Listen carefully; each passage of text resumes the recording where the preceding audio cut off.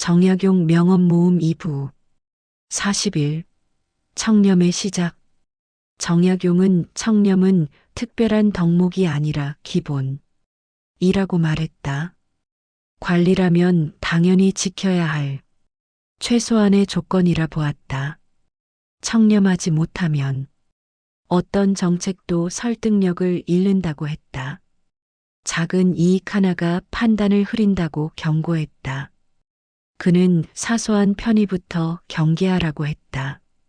백성은 말보다 행동을 본다고 보았다. 청렴은 보여주는 것이 아니라 지켜내는 것이라 말했다. 42. 작은 부정의 끝. 정약용은 작은 부정을 가볍게 보지 않았다. 작은 허물이 쌓여 큰 죄가 된다고 했다. 처음의 타협이 기준을 무너뜨린다고 보았다. 한번 무너지면 돌아오기 어렵다고 경고했다. 그래서 그는 초기의 엄격함을 강조했다. 스스로에게 관대해지는 순간 위험해진다고 보았다. 도덕은 습관이라고 말했다. 43. 관리의 사생활. 정약용은 관리의 사생활도 공적 책임과 연결된다고 보았다. 사적인 탐욕이 공적인 판단에 영향을 미친다고 했다. 겉으로는 청렴해 보여도 생활이 방탕하면 의심받는다고 보았다. 그래서 그는 절제된 생활을 강조했다. 말과 삶이 어긋나면 신뢰는 무너진다고 했다. 관리의 삶은 곧 행정의 얼굴이라 보았다. 이 점에서 그는 매우 엄격했다. 44. 권한과 책임. 정약용은 권한이 있는 곳에 반드시 책임이 따라야 한다고 했다. 책임 없는 권한은 폭력과 같다고 보았다. 일을 맡겼다면 결과까지 물어야 한다고 했다. 핑계는 책임을 대신할 수 없다고 보았다. 그는 명확한 책임 구조를 강조했다. 그래야 조직이 굴러간다고 보았다.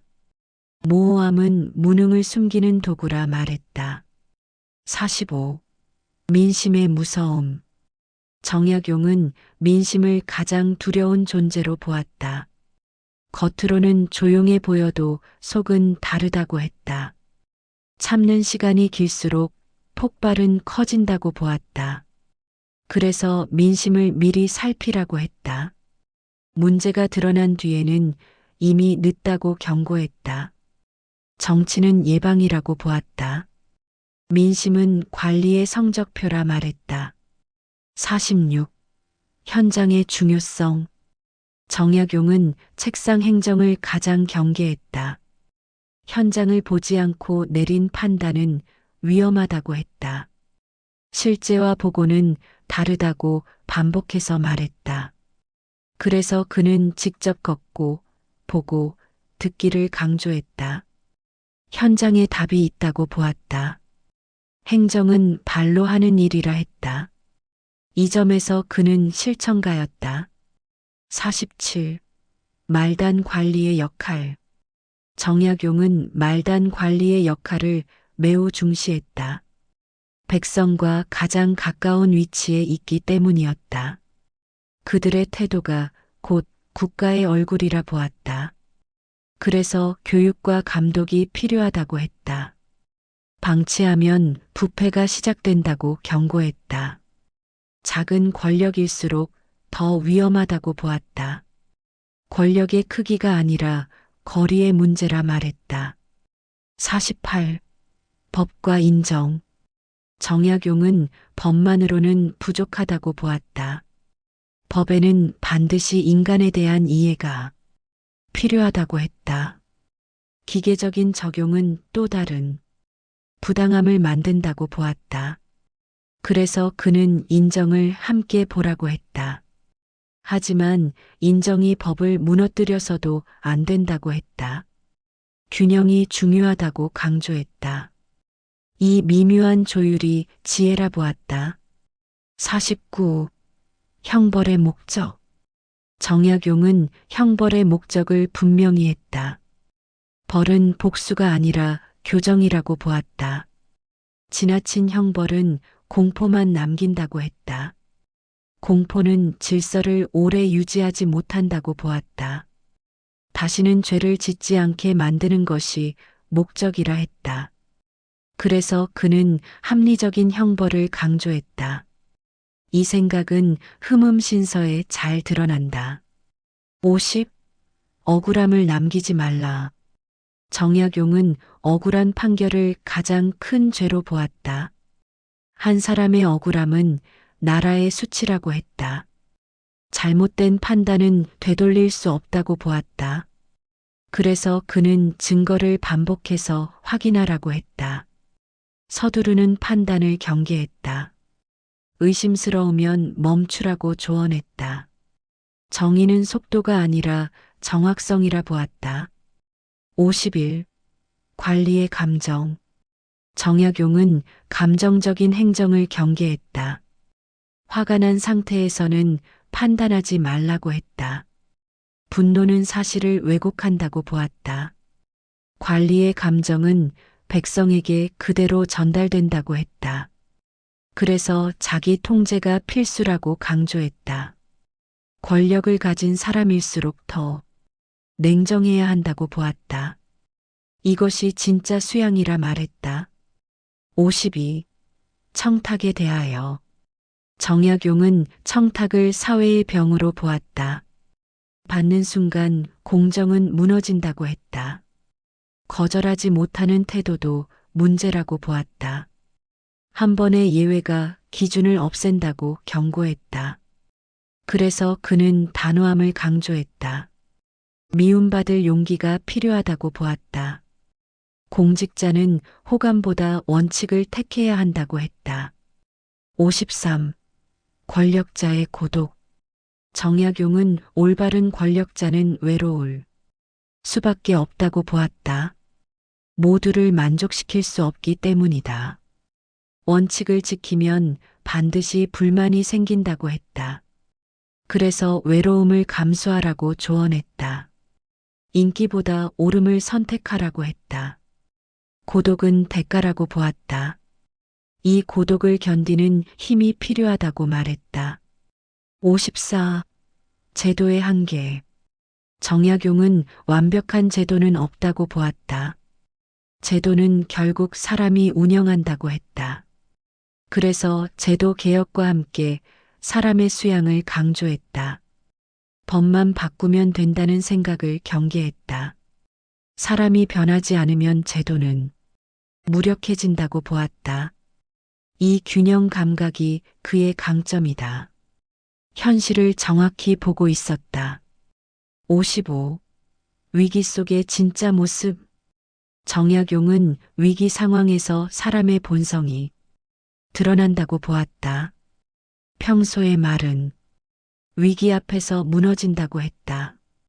그래서 위기 대응을 중요하게 여겼다. 재난과 혼란은 지도자의 시험이라 보았다. 그 순간의 선택이 평판을 결정한다고 했다. 말보다 행동이 기억된다고 보았다. 이것이 역사라고 말했다. 56. 말과 글의 책임. 정약용은 말과 글에도 책임이 따른다고 보았다. 공적인 말은 가볍게 해서는 안 된다고 했다.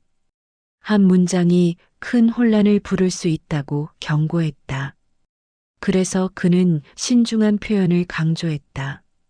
글은 기록으로 남기 때문이라고 보았다. 말은 사라져도 글은 남는다고 했다. 지식인의 책임을 분명히 인식하고 있었다. 57. 학자의 자세. 정약용은 학자의 교만을 경계했다. 아는 것이 많을수록 겸손해야 한다고 했다. 지식은 특권이 아니라 책임이라 보았다.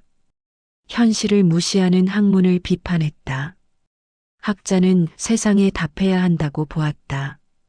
책 속에만 머무르면 안 된다고 했다. 이 점에서 그는 행동하는 지식인이었다. 58. 백성을 대신해 생각하라. 정약용은 항상 나라가 아니라 사람을 보라고 했다. 정책을 만들 때 백성의 입장에서 생각하라고 했다. 불편을 상상하지 못하면 실패한다고 보았다. 위에서 편한 정책은 아래를 괴롭힌다고 했다. 그래서 그는 역지사지를 강조했다. 행정은 공감 능력이라고 보았다. 이 말은 지금도 유효하다. 59. 시간의 책임. 정약용은 시간을 허비하는 행정을 비판했다. 늦어진 결정은 고통을 키운다고 보았다. 미루는 사이 피해는 커진다고 했다. 그래서 신속함도 덕목이라 보았다. 단 성급함과는 다르다고 강조했다. 준비된 빠름을 말한 것이다. 행정은 타이밍이라고 보았다. 60. 지도자의 말 한마디. 정약용은 지도자의 말이 가진 무게를 강조했다. 말 한마디가 분위기를 바꾼다고 했다. 가벼운 농담도 오해를 낳을 수 있다고 보았다. 그래서 그는 언어 절제를 강조했다. 말은 권력의 도구라고 보았다. 잘 쓰면 약이 되고 잘못 쓰면 독이 된다고 했다. 이 점에서 그는 매우 신중했다. 61. 공과 사의 구분. 정약용은 공과 사를 분명히 나누라고 했다. 사적인 감정이 공적 판단을 흐리면 안 된다고 보았다. 친분이 기준이 되는 순간 조직은 무너진다고 했다.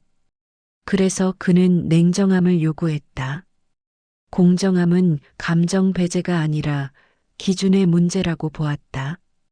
기준이 분명하면 오해도 줄어든다고 했다. 이것이 신뢰의 출발이라 보았다. 62. 관리의 언행. 정약용은 관리의 사소한 언행도 중요하게 보았다.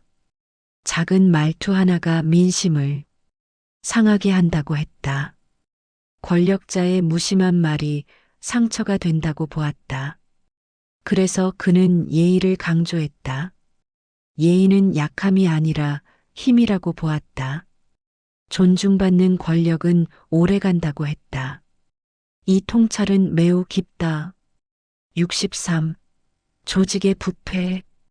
정약용은 부패가 갑자기 생기지 않는다고 보았다. 작은 방임이 반복되며 커진다고 했다. 아무도 문제 삼지 않을 때 시작된다고 보았다. 그래서 초기에 바로잡으라고 했다. 눈 감는 순간 공범이 된다고 경고했다. 침묵도 책임이라고 보았다. 이 점에서 그는 단호했다. 64. 개혁의 적. 정약용은 개혁의 가장 큰 적을 관성이라 보았다. 늘 해오던 방식이 변화를 막는다고 했다. 귀찮음이 발전을 멈춘다고 보았다. 그래서 그는 끊임없는 점검을 강조했다. 익숙함을 의심하라고 조언했다. 변화는 불편함을 동반한다고 보았다. 그 불편함을 견뎌야 한다고 말했다. 65. 지도자의 마지막 평가. 정약용은 지도자의 평가는 재임 중에 끝나지 않는다고 보았다. 시간이 지나야 진짜 평가가 이루어진다고 했다.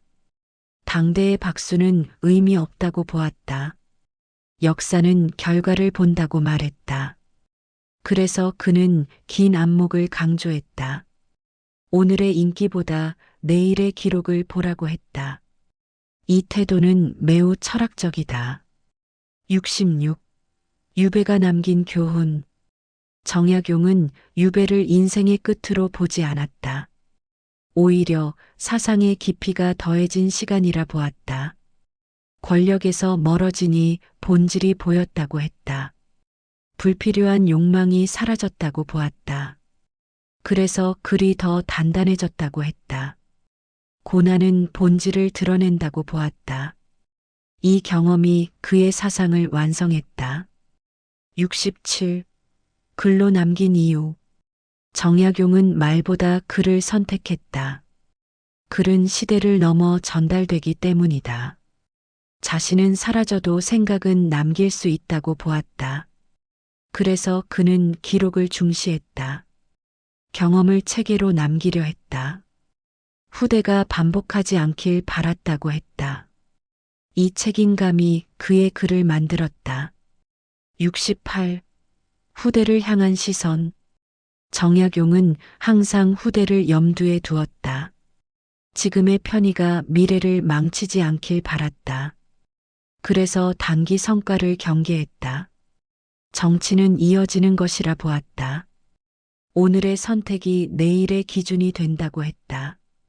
이 점에서 그는 장기적 사상가였다. 미래를 생각하는 정치가였다. 69. 인간에 대한 현실적 시선. 정약용은 인간을 이상화하지 않았다. 사람은 흔들리는 존재라고 보았다. 그래서 제도와 수양이 필요하다고 했다. 도덕만으로는 부족하다고 보았다. 현실을 인정하는 것이 출발이라 했다. 이 냉정함이 그의 강점이다. 이상과 현실을 동시에 보았다. 70. 절제의 미덕. 정약용은 절제를 핵심 덕목으로 보았다. 지나침은 언제나 문제를 만든다고 했다. 욕망을 관리하지 못하면 판단도 흐려진다고 보았다. 그래서 그는 스스로를 다스리라고 했다. 절제는 억압이 아니라 선택이라고 보았다. 불필요한 것을 줄이는 힘이라 했다. 이것이 자유로 가는 길이라 보았다. 71. 말없는 실천. 정약용은 떠드는 개혁을 경계했다. 말이 많을수록 실천은 적어진다고 보았다. 조용히 바꾸는 것이 오래간다고 했다. 성과를 과시하지 말라고 했다. 백성이 느끼면 그것으로 충분하다고 보았다. 이 태도는 매우 성숙하다. 진짜 변화는 조용하다고 말했다. 72. 지도자의 마음가짐. 정약용은 지도자는 늘 긴장해야 한다고 보았다. 편안해지는 순간 문제가 시작된다고 했다. 권력은 사람을 무디게 만든다고 보았다. 그래서 스스로를 흔들어야 한다고 했다. 비판을 피하지 말라고 조언했다. 쓴소리를 가까이 두라고 했다. 이것이 오래가는 비결이라 보았다. 73. 백성의 삶. 정약용은 정치의 기준을 단순하게 보았다. 백성이 편해졌는가? 이것 하나였다. 복잡한 설명은 필요 없다고 보았다. 삶이 나아졌다면 성공이라고 했다. 그렇지 않다면 실패라고 보았다. 이 명확함이 그의 힘이다. 정치는 결과로 말해야 한다고 했다. 74. 명분의 위험. 정약용은 명분으로 폭력을 정당화하는 것을 경계했다. 좋은 말이 나쁜 행동을 가린다고 보았다. 명분은 점검하지 않으면 독이 된다고 했다. 그래서 그는 결과를 보라고 했다. 말과 결과가 다르면 거짓이라 보았다. 명분보다 실제 고통을 보라고 했다. 이 태도는 매우 현대적이다. 75. 권력의 유혹. 정약용은 권력이 사람을 시험한다고 보았다. 처음의 다짐은 쉽게 흐려진다고 했다. 유혹은 늘 작은 모습으로 온다고 보았다. 그래서 스스로를 의심하라고 했다. 나는 괜찮다는 생각이 가장 위험하다고 했다. 권력자는 늘 자신을 경계해야 한다고 보았다. 이 통찰은 날카롭다. 76. 법을 만드는 자. 정약용은 법을 만드는 자의 책임을 강조했다. 현실을 모르면 나쁜 법이 나온다고 했다. 책상 위에서 만든 법을 경계했다. 그래서 현장 경험을 강조했다. 법은 삶을 편하게 해야 한다고 보았다. 불편을 늘리는 법은 실패라고 했다. 이 기준은 분명하다. 77. 관용의 한계. 정약용은 무조건적인 관용을 경계했다. 원칙 없는 관용은 혼란을 낳는다고 보았다. 관용에도 기준이 필요하다고 했다. 공정함이 먼저라고 강조했다. 관계 때문에 원칙을 무너뜨리지 말라고 했다. 이 균형이 중요하다고 보았다. 그는 늘 중용을 택했다. 78. 침묵의 책임. 정약용은 침묵도 선택이라고 보았다. 알면서 말하지 않으면 책임이 있다고 했다. 특히 권력을 가진 사람의 침묵은 위험하다고 보았다. 문제를 외면하면 공범이 된다고 했다. 그래서 그는 말해야 할 때를 강조했다. 침묵이 미덕은 아니라고 보았다. 정의는 때로 소리를 요구한다고 했다. 79. 남기는 것. 정약용은 사람이 무엇을 남기는지를 중요하게 보았다. 재산보다 기록을 중시했다. 권력보다 사상을 남기려 했다. 그래서 그는 평생 글을 썼다. 자신의 생각이 도움이 되길 바랐다. 이 마음이 그의 유산이다. 그래서 우리는 아직 글을 읽는다. 80. 정약용이 우리에게. 정약용은 직접 우리에게 말을 남기지 않았다. 하지만 그의 글은 묻고 있다. 지금의 권력은 책임을 지고 있는가? 지금의 정치는 사람을 보고 있는가? 지금의 판단은 공정한가? 이 질문은 시대를 넘는다. 정약용은 지금도 현재형이다. 이상입니다. 시청해 주셔서 감사합니다.